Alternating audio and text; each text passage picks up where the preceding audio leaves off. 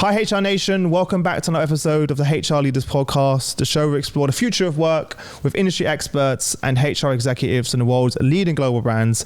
Today I have a guest in the studio who has travelled all the way from India to be with us. Not just to be with us.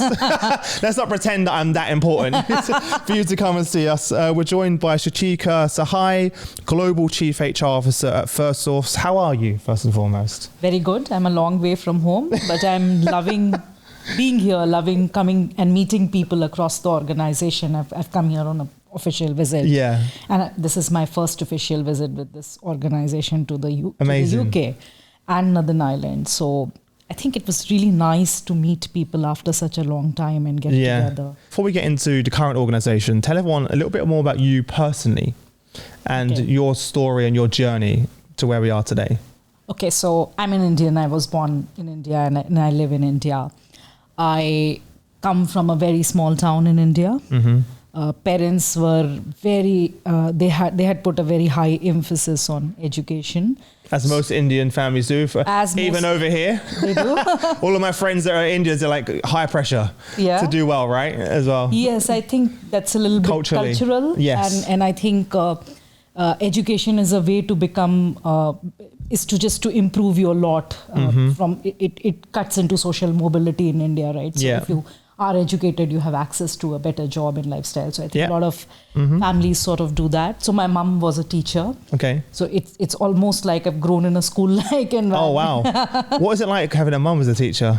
Did she do extra homework?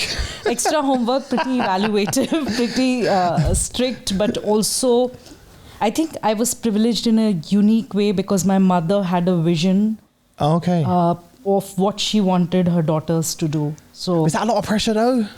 Because you're kind of living up to your mum's vision? You know, the author Hisham Matar said, nothing is more normal than what you are born into. Okay. Yeah. So it never felt like... So you never knew any different? Yes. Yeah, if you don't, I suppose for me, I'll be like, if you don't know any different, then it makes sense. Absolutely. Yeah. So all three, we were three kids. I'm the youngest in a nuclear family of three kids. And my life was all about how to get marks and how to do well and how to associate with good students who are doing well. But I was pretty clear I didn't want a very conventional career like a doctor or an engineer or a bureaucrat, which is what many people did in my small town. I had a small stint as a freelance writer. Oh, really? I was associated with the local paper and I used to go to places and cover articles. How old were you when you did that? I was in my graduation. Cool. Yeah, and just moving out of graduation. I would say 20, 21. That's nice. Yeah. It was great exposure because otherwise the town was very small. Now I know why you're so talkative. You kind of have to be, right? Going around doing that. Were you interviewing people or just writing? Interviewing people, on various topics. Interesting stuff. But realize that it's not the career I want. Right? So, and everybody was writing an MBA around me.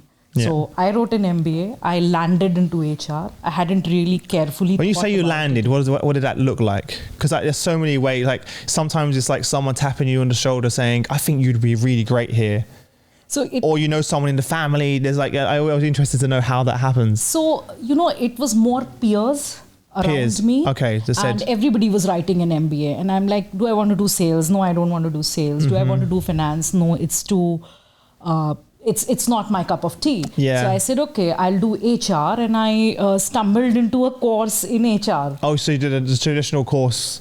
Yes, I did a course. Was it like a master's or just like a... It was a master's in PMIR, and it's called Personal Management. And Looking back, do you think that gave you any preparation for what you're doing? Absolutely none whatsoever. I think what it gave me... Gave you the fundamentals maybe?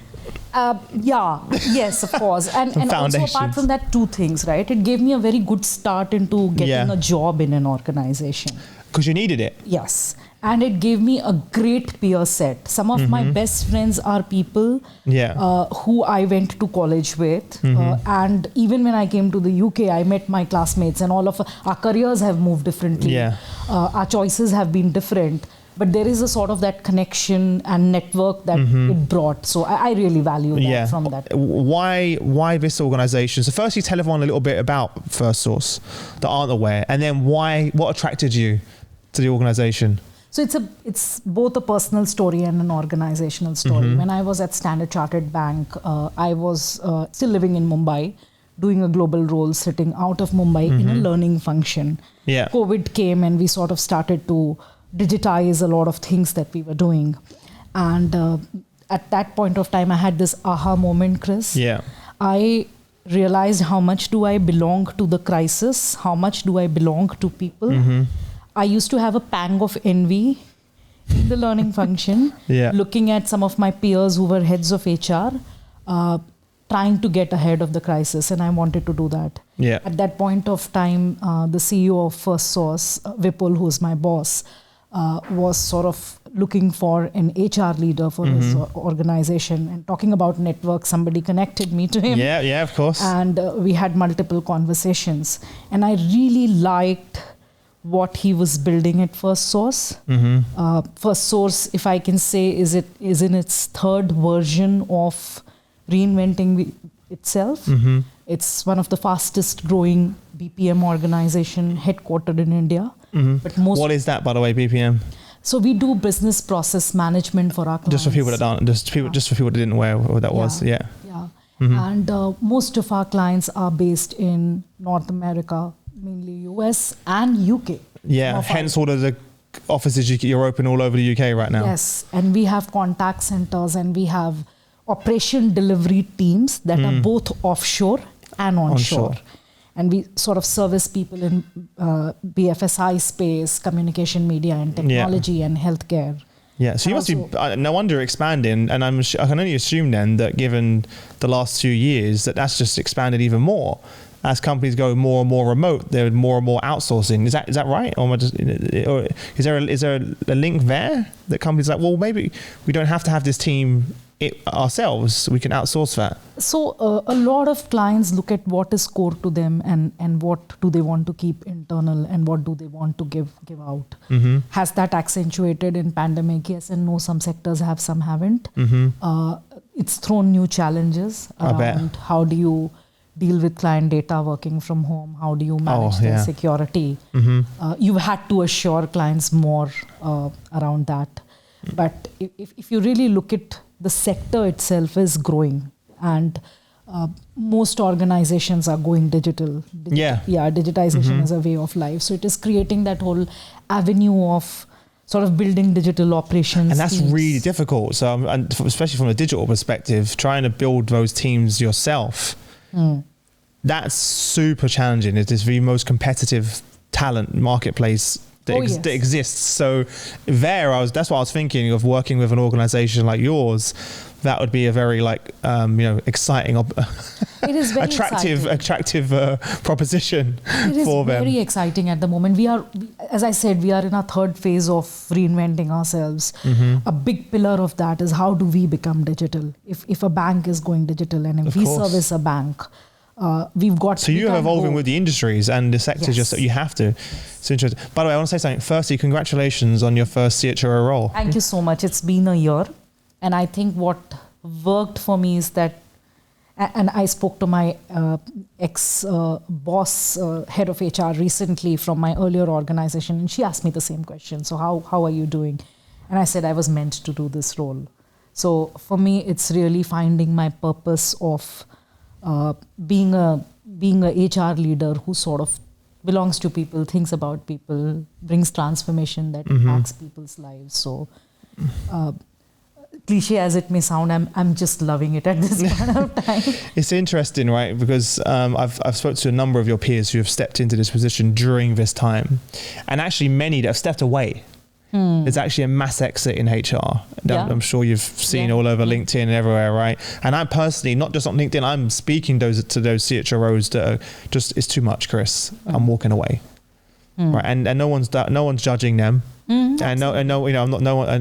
we get it as well. But then there's this new layer of CHROs that come in that are excited to tackle these challenges like yourself and bringing a different wealth of experience and in many ways a different generation actually that are coming in and from different parts of the organization.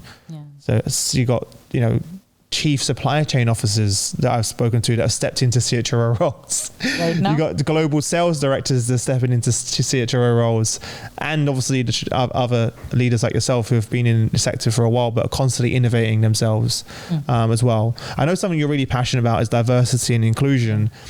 So with a global workforce all over the world, talk us through some of the work you're doing around that. So, and a lot of work also was being done at a culture level. I believe the culture of Firstsource is really humane. Humane is one of our values. And what I probably did is when I came, I sort of just maximized what was happening, made it more programmatic. So what we do in DE&I, we have someone in the US leading the DE&I agenda, and we have a person in India who sort of works on that agenda. But it's really the leaders, right? It's really the people managers who have to distribute inclusion. It doesn't live with HR, right? It should live with everyone in the organization. It absolutely shouldn't live with HR. We can manage the program. We can pull all the material for you. But how we drive inclusion is very simple. We've got something called an I&D studio. It's just a cool name for a bunch of... Studio? Yeah. Okay. It's a cool name for a bunch of really passionate leaders to come together and think through the diversity and inclusion journey the organization needs to take. Our CEO sits on our I&D studio as the chair. Okay, so he's the key. That's already a good sign. Yeah, it is. Because you need a stakeholder in there as well. Executive sponsor, as they like to say in the US. Yeah. And there are a couple of business leaders from US, couple of business leaders from UK. I, as HR head, sit on it. And we just, it's a very collaborative environment. What does that look like? How often do you meet? Do you have what's the schedule look like? I'm always interested to know the process of what does it look like? We meet once in 6 weeks. Yeah. And we sort of already have decided what our 3-year journey will look like. Yeah. We are more clear about 1-year journey, and then we have somewhat of an idea of 2nd year or 3rd year. And we want to do a bunch of stuff that makes sense for our organization. The fact that we are in markets where ethnicity, LGBTQ, gender diversity, all of that is very relevant to the workforce. So we want to evolve our thought process through those meetings, conversations. And we want to do a bunch of things and make some decisions across the organization. And to me, the entire piece is not really about getting a lot of different looking people, right? More often than that, you see that happening. And I think it's really about... That's where you kind of tick in the boxes, kind of just... mindset, right? Yes, exactly. I think for me, it's whether it's, a person who walks into our contact center to take calls day in and day out in Derby, or whether it's someone in Texas who's or someone in Texas who's actually working in a hospital environment. Yeah. Or someone in India, in Chennai, who's actually getting those processes from US, UK and learning and delivering on that. If each of these people can play to their strength and full capacity in the organization, I think we'll be diverse. Yeah. One of the recognitions we got after, let's say this Jan, we got featured in the Bloomberg Gender Equity Index. Okay, great. And I thought that was massive. Just for the organizations, sort of got a validation. So what was that for then specifically? Bloomberg Gender Equity Index is a standard wherein they measure companies on their gender policies, inclusivity. How do you measure that then? So they collect a lot of data across our hiring practices. Oh, okay. So you have to provide that data to them. Yeah. And there is a lot of focus on even transparency of data sharing. Especially in the US now, it's a legal requirement. Yes. It's no longer a nice thing. You have to do that, right? Yeah. To your investors and to everyone as well, which is holding a lot of companies accountable. Yeah. Right. So they can no longer just talk to talk. Absolutely. And people see through it. Right? We know, social media exists. And the amount of people that, even if you do present this false facade or brand, people will come in and leave just as fast. Just as fast. Even some of the chief diversity officers that I speak to have walked into organizations where they've had all these promises about we're going to give you the support, the budget, the team, etc. And they walk in and realize, oh, okay. I have was just I have this thought. Disillusionment is a far sad thing to have than not having something, than lack and scarcity. Yeah. So I do believe that my advice to people who are building a diversity agenda is really start small. Don't do anything which is around artifacts are important, but just don't stick to posters and messages. Get your leadership to do something around it. And start the journey, do it small, scale it later, scale it fast. And try and sort of get the business benefits out quickly, because it's very difficult for everybody to understand. Even just small wins, right? Yeah. Just because otherwise, if it's too grand a vision or plan, and then no one sees the impact on them like quickly, then it doesn't really build momentum. Yeah. That way as well. Do you have like ERGs and stuff like that as well? Oh yes, we do have Women Affinity Group. Affinity groups, started our LBQ affinity, Q plus affinity group. Yeah. We have a couple of other planned. Nice. We're going to go in that direction. Yeah, because I've seen like throughout the pandemic, many organizations leaned on those groups to be the glue of the organization, and especially where we're all so far apart. But having a group for parents. Yes. Just to chat about how hard it is with having a little 2-year-old running around the house while you're trying to do, or people, my co-founder for a while had to take some time off to take care of his granddad. Who's elderly, people taking care of elderly parents or grandparents, to be able to do that, and having just people to understand, those other groups have emerged. So we have the traditional groups, but I've seen even like other groups, social groups, people that love pets.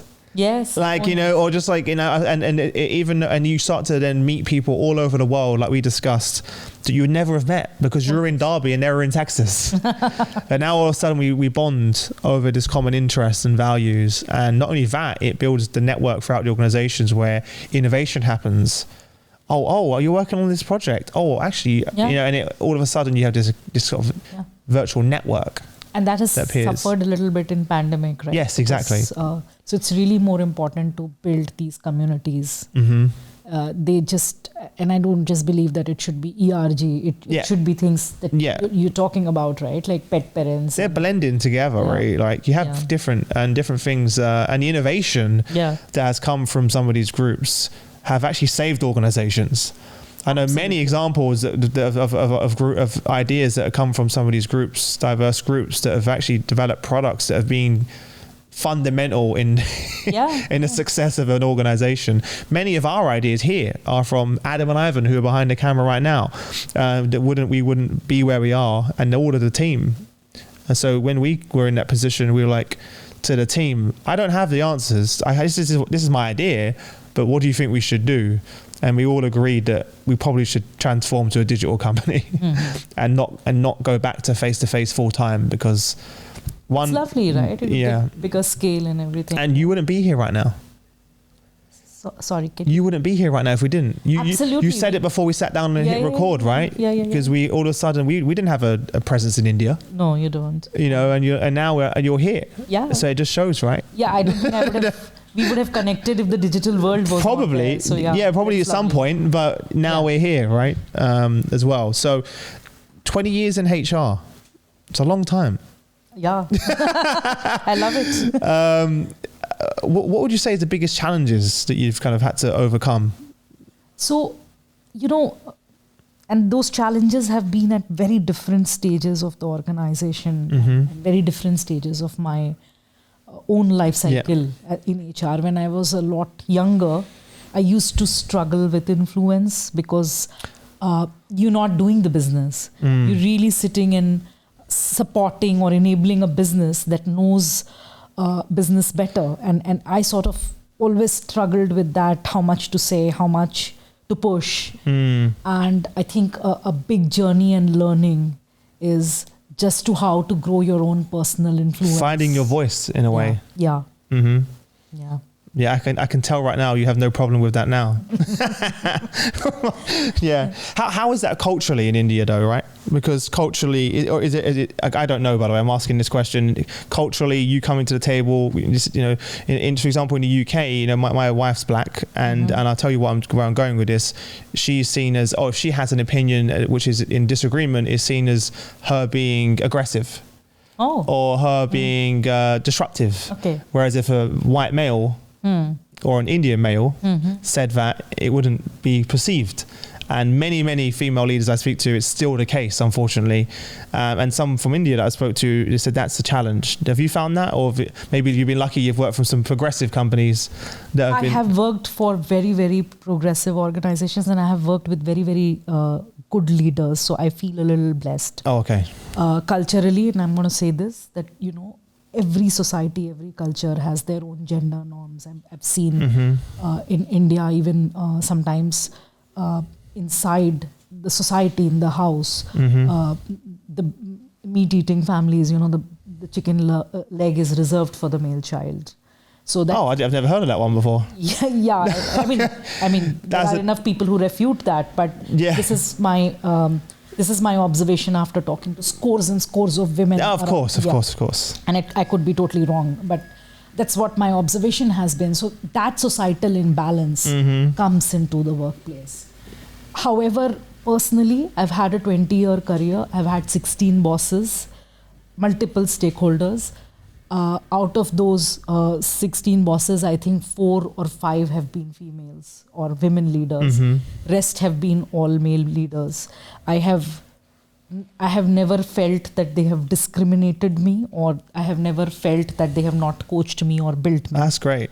And I don't know if I'm this naive, happy person. No, it's great to hear. Even my first CHRO role was given to me by a male leader. So I felt pretty sponsored. But if I say to you that, I've not found it difficult to be the only woman in the room sometimes. That's maybe where I'm going with the question. Yes, of course. And one takes it in its own stride. Every generation has their own burden on this, right? My mom was a teacher. When she was pregnant with me in a small town, she had to go to a unisexual loo. There were no loos for women. Wow. Yeah. It just took me a second to take that in for a second. Wow. Yeah. That was late 70s when I was born, and my mom had to go through that. Now, nobody talks about not having a female loo in any public institution. So that's not the burden of my generation. Of course. So every generation has its own. Yes. I wonder what we will look back at as like, that what will be our version. So I think it would be of that. I think it would be sometimes struggling to find the right balance in finding your voice. I think that I don't think my daughter will have any pressures around. Yeah, no, that's what I mean. Oh, so that's a good point. So maybe in the future you had to be conscious of that. Absolutely. And think, when your daughter will be like, why did you have to think before you said something? And have that voice inside. And that's something I took me a while to relate to with my wife, because she's like, you don't understand that as a white male, you don't have to think about that. But as a black female, I have to think before I give my opinion, and how exhausting that can be. And I was like, obviously, unconsciously, never had to think about that. And similar with some of my black male friends. Because they're perceived as aggressive. And they've been told that in their feedback. So because I have an opinion, I'm now aggressive, right? And it's like, those as a white male, I never have to think about it ever, right? As well. So you do take those things for granted when you have those conversations. So I do hope that my daughter, who's I hope she doesn't have to experience that either. And she can be fully free in herself and express how she feels and her opinion, and it feels valued. As well. But it's great to hear that you had a good experience. I had. And, there is also this thing about when you have, when you actually, something hits that this has probably happened to you because of your gender or whatever. And you've had those moments. You've had those. Less when I was younger because I was less conscious.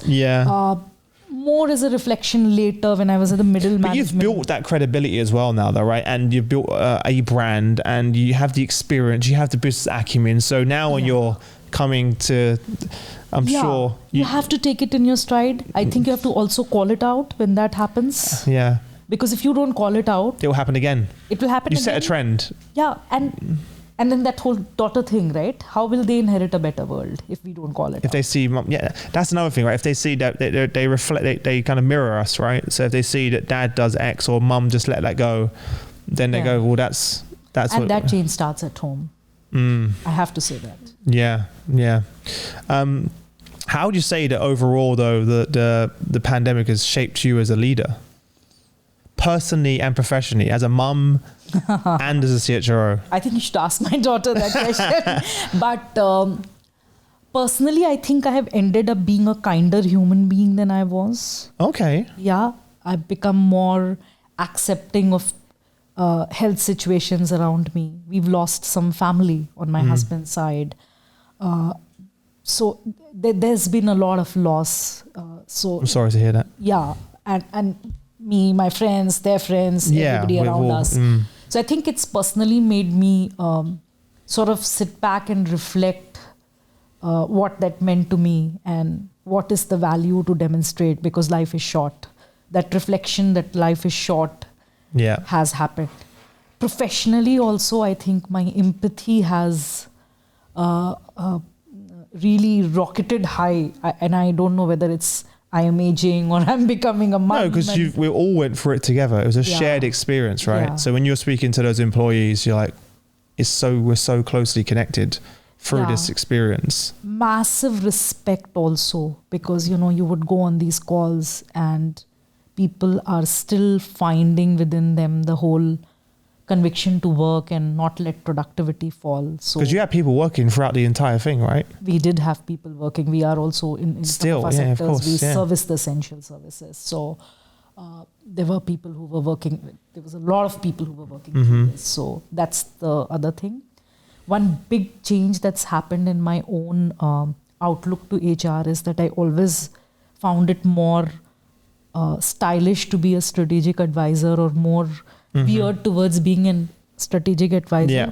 I'm able to balance that now between strategic advisor and employee champion. If you look at the interesting quadrant, right? So because there was so much focus to be like strategic HR leader that we kind of forgot about. Not forgot, but we lost a bit. We lost a bit of the Or brought it at times when there was more receptiveness. But I think if with my leaders, I have to drive the humanness agenda. So I've become a little more brazen about it. If I can.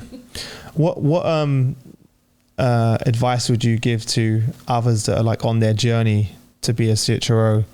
What would you say the main hard skills, soft skills that are required in today's world? Because if we look at when I started, 14 years ago, it looks very different. It does. So the skill set required to be a CHRO is almost unrecognizable, let's be honest. Yeah. There's some things, but what are the core skills you think that needed? Just like your reflection, and thought that was very profound what you said, that 14 years and it has totally changed. Yeah. My reflection, or what are the things that worked for me, is to just really understand the commercial context of the organization. There is no running away from it, because break that down, because we hear that all the time. When you say understand the commercial context, it's just about how we make money. Yeah. Who's important from a money point of view. What can come in the way of money, making money, those things. And sort of really building stuff that is in the commercial context of the organization and also culturally relevant. A lot of times HR people do one or the other. Yes. Doing this because, everybody loves it, but the commercial value is not as high. It will not be sustained in an organization. It would be construed as someone's hobby.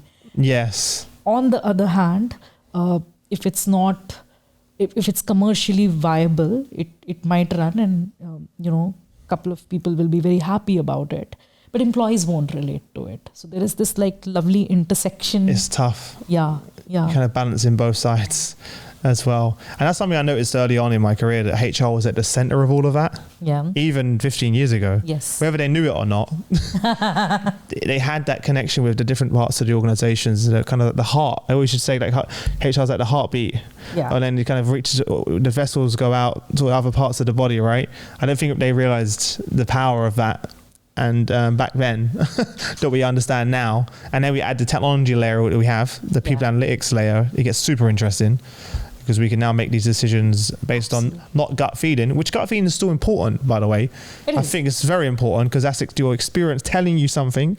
We all know when something's right or wrong. and you feel it. It's a feeling, and I still, even I have the data sometimes, because we can make the data look however we want it to look. Of course. You know, let's be honest. But data is too important to be left on data. Yeah, it has to be both. I think it has to be a combination of both. Is that your gut feeling, user experience, and the data. It's a very interesting point you raised there on gut, and I think gut is also a process. I mean, gut is gut, but gut is also a process. And listening goes in building gut. Mm-hmm. So, and one of the things that I do want to bring is just this whole explosion of HR tech.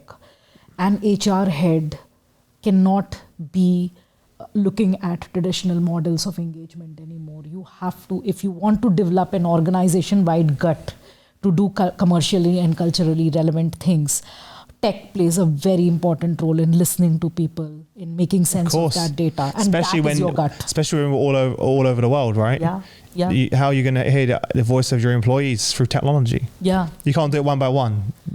Yeah, and it's just not scalable. Exactly. How many HR people will you put? How many formats? Yeah, exactly. You got to get tech in front of people. People have to talk to that, and that data sensing will give you your gut. Yeah. How did you find that? Because many HR leaders either really love it, embrace it, or they really struggle with the tech and adopting a lot of learning. Yeah, and I would say I was not as smart as HR tech as I feel I am now, and there is a long way to go. And I think what helped me understand, I read a lot, so I realized this is. You said that last time we spoke. I said, "What's your biggest hobby?" You was like reading. Yeah, it is. It's a good hobby to keep up to date with what's going on as well. You can do it even when you're old, right? Yeah. So I think one thing I've realized that I need to spend time with all the products that are in the market. I spend a couple of hours each weekend. Really? Yeah, like not much. Just assessing what's really on the landscape. Yeah, meeting new people, meeting young people. They're doing such interesting stuff. Somebody's doing something around data. Somebody's doing something around just getting a persona built to do engagement within the organization. Yeah, building those personas. Very cool stuff happening. Very, very cool. But also you can get lost in that world though, let's be honest. There's too many shiny objects. Every day there's another one. Yeah. And but it's important obviously just to be like, what is the why? Why, what problem is this solving? Yeah. Is this aligned with our goals? If not, then I can't spend my time looking. It looks great. It looks really cool, but it's not what we need right now to have impact. That's the important thing, right? Yeah. To be honest, because that's the hard part. Even me in our small business, I'm like, this all sounds so jazzy, right? Like, and that's where cultural context comes in. Yeah. Very, very important. Yeah. Very important. Yeah. I want to jump into our quick fire round. Please do. Yeah, please do. So we kind of just answered our first question, but I'll ask it to learn more. But what are some of the other hobbies besides reading and passions that you have outside of the office? Reading and writing. I actually did once upon a time a little poetry course from Oxford University online. Those days nobody was doing anything online. But I did it because I just love literature, poetry. What are you writing about? Are you writing poetry? I write poetry, I write fiction, I write... when are you publishing? No, it's too tedious with my job. I mean, I just write for myself. You can get someone else to do it for you.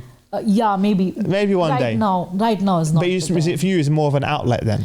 An escape as well from all of the. Absolutely. And also I write about HR. Like I try to write about. Do you post it on LinkedIn? Sometimes. You should do more. Yeah, I haven't done. You should do more. Massive amount of it, but yes, I do. You should. Yeah. Then last year during pandemic, I took up Pilates and.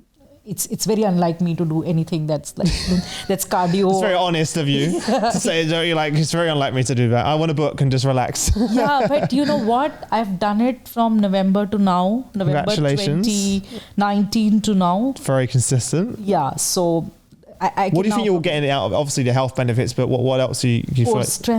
Core strength is big. Just going to 1 hour to a studio and not thinking about work, not thinking about family. It's the escape, right? Yeah. Family, me time. Me time. You never had some of that before? Yeah. Flexibility. Yeah. Love that. Yeah. So many people took up Pilates. Yeah. Like so many people I've spoken to during the pandemic. Because also something you can do anywhere, not anywhere, in your house. You could if you wanted. Yeah. But I think separating it and going somewhere is similar with me. I can't work out at home.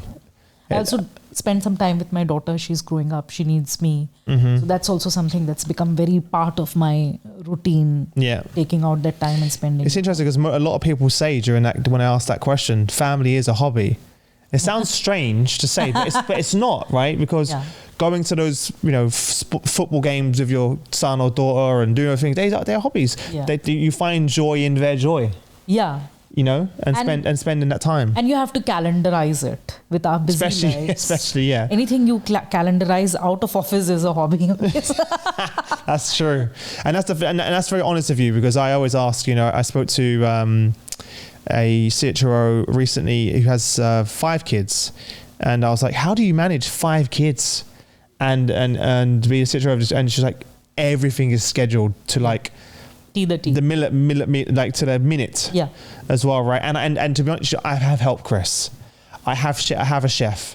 I have a nanny. And I'm very open and honest about that. Yeah. Even I have help because I work literally 3 time zones, so I cannot be relied on, right? Yeah. For my daughter's I don't cook, schedule. Chris. I haven't cooked in 10 years. I was like, what? And I don't feel guilty about it because, I do counselling with my family and my husband once every week.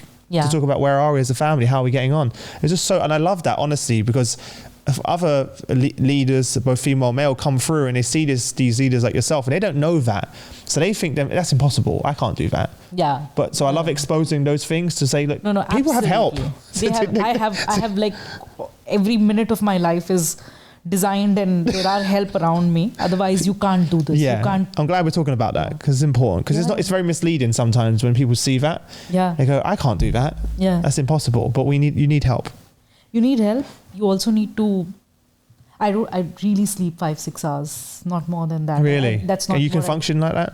I can. I sometimes 5-6 hours. 6 is the maximum. Really? Yeah. Wow. And then I need something on weekend. Are you a morning person or an evening person? I am actually both. Oh, of course, you can only get 6 hours, so you're both. That's why. Yeah, okay, that makes sense now. How, if you could sort of change one thing about HR, what would you change? If you could sort of click your fingers right now, change something. Go and spend some time in business. Get out of HR. Sometimes, like I went out of HR for 1 year. Just to what area did you pivot into? I went into a transformation role with the retail arm of the bank. Nice. Okay. And it was not something I planned. It was just something that happened. But now you look back and you're like, wow, right? Like great piece of advice. Yeah. How would you say that your husband and your daughter describe what you do for a living? So recently I went into coaching, right? I'm certifying with New Ventures West. It's I should have last year, but I've deferred it with the role a little bit ahead. So I think that's the only time my husband developed. I tried to coach him, and I think the only time he developed some. You tried to coach your husband. Well, that's a whole nother podcast there. And I don't know how this is where you need to improve. Yeah, I think my husband and I worked together at some stage. He was a stakeholder in an organization I was working. Oh, okay. So that's where that must have been interesting. So yeah, okay. He has an idea of what I do. How do you think you describe it though? If your friends, if he had to say to his friend, my wife does this, what do you think he would say? He would say she leads the people agenda. She helps leader be effective in their jobs. Mm-hmm. He would say she hires people. She does career management. Yeah. What about your daughter? She's great at relationships.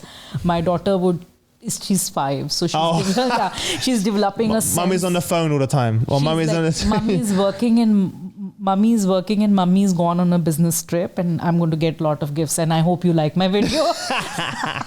Yeah, it's like my daughter now, she knows she's free, and I asked her, I say, what does daddy do for a living? And she says podcasts. Oh, because she's sat in the chair, she's been on the mic, and she knows what. Yeah, we've done a podcast together, a short one. But she knows she knows, she doesn't know obviously what we do in HR, but she knows that I come and speak on the microphone. So she comes and sits here, she speaks into the microphone. Lovely. But that's as much as she knows. What legacy do you want to leave behind for your family? For my family?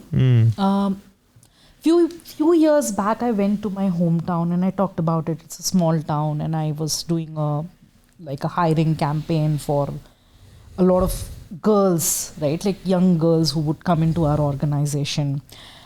And I had this aha moment, and I'm like, 20 years back, I was one of them, right? Like, I was just, so that sort of excited me and inspired me. The thing I want to give back to, particularly on the gender agenda, I do want to give back to young women that whole sort of advisory and that coaching that, there are choices. Yeah, to help them on their journey. Yeah. Kind of like what we described earlier, right? Yeah. So let them know it can be done. It's possible. At scale. Yeah. Through digital. Yeah. Well, it's a new business venture after. We'll talk about that. Lots of people are doing it, Chris. Yeah. No, I know. Yeah. Go on. And that's, I do want to give back. I don't know what it looks like. I don't know when the time is right for me, but that's what I want to do. It will present itself at the right time. Yeah. It normally does. The last question, we kind of spoke about it a little bit earlier as well, but I'll go back to it again.